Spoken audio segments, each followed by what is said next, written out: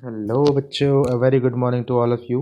तो आज हम करने वाले हैं क्लास 8 की इंग्लिश की वर्कशीट नंबर 26, जो कि है 28 दिसंबर की वर्कशीट। और कौन सा लेसन है हमारा? दिस इज़ जोडीज फोन, उसी को कंटिन्यू किया गया है। तो वीडियो बड़ी इंपॉर्टेंट होने वाली है। वीडियो आपको पूरा एंड तक देखना है और अच्छी लगती है तो आपको पता ही है आपको क्या करना है। ठीक है, तो कर देना। तो सीधा हम आते हैं क्वेश्चन नंबर 1 के ऊपर। Put the sentence in correct order in the blanks below. हम कोई जो सेंटेंसेस यहाँ लिखे हुए हैं इनका ऑर्डर करेक्ट करना है। ठीक है, ये डिसऑर्डर में लिखे हुए हैं, हमें करेक्ट ऑर्डर में इनको लिखना है। तो सबसे पहला है हमारा, Penny felt hemmed in when Jody propose to bring the fawn home. Penny आप जानते ही हो जोडी का फादर है, और हेम्ड इन का मतलब होता है धर्म संकट। होता है ना, ऐसी सिचुएशन होती है जहाँ पे आप ना हाँ बोल पाते हो ना बोल पाते हो, उसे हेम्ड इन कहते हैं। ठीक है, तो पेनी के फादर जो थे वो हेम्ड इन हो जाते हैं जब जोडी उन्हें कहता है कि फ़ोन को चलो घर ले आते हैं हम। ठीक है, दूसरा सेंटेंस है हमारा, Millwheel offer to give a ride to Jody to find the fawn. Millwheel कहता है जोडी को, ठीक है तुम मेरे साथ बैठ के चलो, हम फ़ोन को ढूंढेंगे। Phone mother was killed, phone की मदर को मार दिया गया। जोडी सेंड मिलविल बैक, जोडी मिलविल को वापस भेज देता है। जोडी mother was stunned at what जोडी हैड सेड, जोडी की माँ स्टन्ड हो जाती है यानी चौंक जाती है जोडी जो कहता है। तो अब इन्हें ऑर्डर में लगाना है। सबसे पहले क्या होगा? सबसे पहले तो कौन मरा? ये मरा, ये क्या नाम है, फ़ोन की मदर मरी। तो यहाँ सबसे पहले 3 नंबर आएगा। ठीक है, उसके बाद Penny felt hemmed in when Jody propose to bring the fawn home. ठीक है, तो सबसे पहले अपने बाप से ही तो बात करता है वो, उसके बाद ही तो माँ के पास जाता है। तो हमारा जो पहले वाला है वो सेकंड नंबर पे आएगा, और उसके बाद अपनी माँ के पास जाता है वो, तो यहाँ 5 नंबर आएगा। और उसके बाद जो है मिलविल कहता है ठीक है तुम मेरे साथ चलो, तो यहाँ 2 आएगा। अब बचा क्या हमारा? हमारा बचा है सिर्फ 4, और वो कहता है मिलविल को तुम चले जाओ। तो ये सही नंबरिंग हमारी हो गई। ठीक है, अब आते हैं बी पे हम। Read the following passage from the lesson. अब ये हमको पढ़ना है और नीचे कुछ क्वेश्चंस दिए हैं, उनके आंसर देने, तो ध्यान से सुनना है, आपको समझ में आ जाएगा।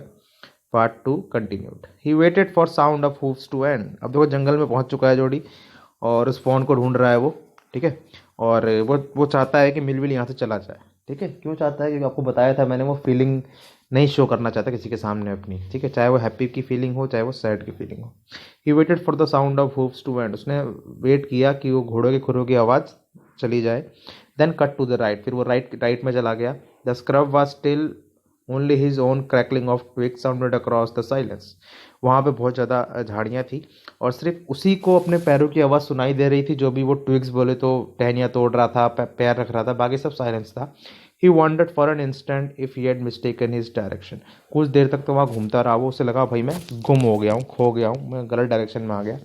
Then a buzzard rose in front of him and flapped into the air. लेकिन तभी उसके सामने काफ़ी सारे बजर्ड बैठे हुए थे जो एकदम से हवा में उड़ गए। बजर्ड क्या होते हैं? ये होते हैं बजर्ड। ठीक है, गिद्ध के अलग तरीके से। देखो ये फोटो शायद ना यहाँ गलत दी हुई है, गलत दी हुई है। गिद्ध होते हैं बजर्ड्स।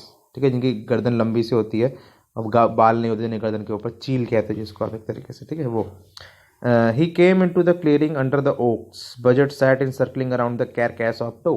अब वहाँ क्या था? ये क्लियरिंग पे यानी एक खुली जगह पे आ गया, ओक्स के पास, जहाँ पे कुछ बजर्ड्स ऐसे झुंड बना के बैठे हुए एक लाश खा रहे थे। किसकी लाश थी वो? डो की। ठीक है, हिरन की लाश थी।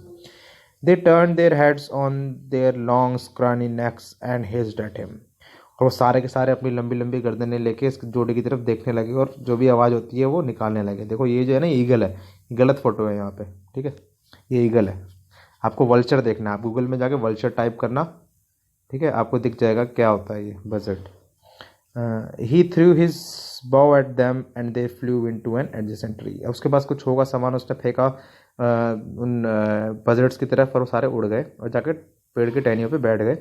The sand showed large cat prints but the big cat killed fresh and they had left the doe to the carrion birds. ठीक है, वहाँ पे उसको बड़ी बिल्ली के पैरों के निशान भी दिखाई दिए। अभी बिग कैट कौन है? हो सकता है टाइगर हो, चीता हो, कुछ हो।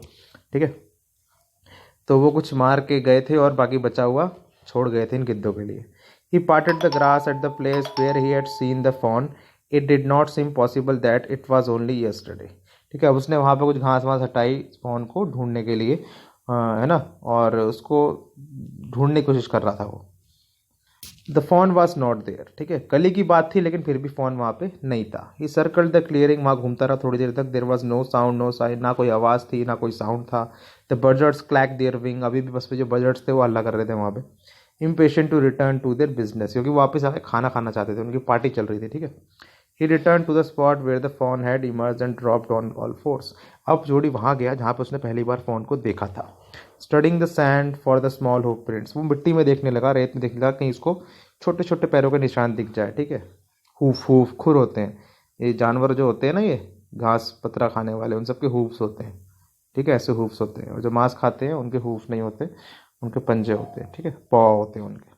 The night rain had washed away all tracks except those of cat and buzzards, लेकिन रात को बारिश हुई थी तो सारे के सारे निशान मिट गए थे। सिर्फ किसके निशान थे वहाँ पे? बिग कैट के और बजर्ट्स के। बिग कैट बोले तो वही चीता कुछ भी होगा। नाउ अब आते हैं फिल इन द ब्लैंक्स के ऊपर, ठीक है। तो अब ध्यान से पढ़ेंगे और ध्यान से करेंगे। पहला क्वेश्चन है, who was it that went away on horse, कौन गया था हॉर्स पे? तो मेलविल और जोडी गए थे, ठीक है। नहीं, कौन चला गया था वापस हॉर्स के ऊपर? तो मेलविल गया था, जोडी वहीं रुक गया था। नाउ जोडी वॉज ट्राइंग टू फाइंड, किसको ढूंढ रहा था जोडी? क्या अपने पिताजी को ढूंढ रहा था या कोई पौधा ढूंढ रहा था, जड़ी बूटी, क्योंकि कोरोना की दवा बनाएंगे जड़ी बूटी से, या फिर रास्ता ढूंढ रहा था? तो वो ढूंढ रहा था फोन को, ठीक है। 3 है, Jody had come to the place where dash, Jody कौन सी जगह पे आया, ठीक है, कहाँ पे आकर रुका वो? There was a stream of water he had seen the fawn, तो वो उस जगह पे गया था जहाँ पे उसने फोन को देखा था, हैड लगा हुआ है ना, देखा था, ठीक है। Now 4, Jody got rid of the buzzards by throwing his, उसने क्या फेंका बजट्स की तरफ? तो बॉ फेंका अपना, ठीक है। अब आप गूगल कर लेना क्या होता है। Whose footprints did the sand show, किसके फुटप्रिंट्स थे सैंड के ऊपर? क्या वो चील के थे, फॉन के थे या बिग कैट के? तो वहाँ पे बजर्ड और कैट दोनों के फुटप्रिंट्स थे, ठीक है। What did the buzzard do on seeing जोडी, बजर्ड्स ने क्या किया जोडी को देख के? तो हिज डेट हिम, ठीक है। Now 7, what did the buzzard clack their wings, क्यों क्लैक कर रहे थे वो? ठीक है, to return to their business. Now 8, find the word from the above extract which means near by a large branch of tree. तो देखो हमें पैसेज में से निकालने हैं ये वर्ड्स, तो हम देखते हैं पैसेज में नियर बाय से मिलता जुलता कोई वर्ड हमारा हो तो अभी देखते हैं। सो वर्ड जो है हमारे नियर बाय का है हमारा एडजेसेंट, ठीक है। लार्ज ब्रांच ऑफ ट्री है बॉ, जो उसने फेंका था ना सारे उन बर्ड्स के ऊपर, उसे हम कहते हैं बॉ, ठीक है। तो ये मैं आपको वर्ड्स ऊपर भी दिखा देता हूँ कहाँ पे हैं ये देखिए नियर बाय का है, वो जो चिड़ियाएँ होती है ना सारी की सारी उड़ के चले जाती हैं, तो ये है एडजेसेंट, ये इसका मतलब है नियर बाय। रुको मैं कलर चेंज करता हूँ, यहाँ पे हम ले लेते हैं रेड कलर, ठीक है। एडजेसेंट है हमारा, ब्लू ले लेते हैं, सॉरी, ये इसका मतलब है नियर बाय, ठीक है। और वो फेंकता है ना कुछ उनके ऊपर बॉ, इसे कहते हैं हम लोग a long branch of tree, ठीक है। तो ये मैंने लिख भी दिया है यहाँ पे, अ लार्ज ब्रांच ऑफ ट्री।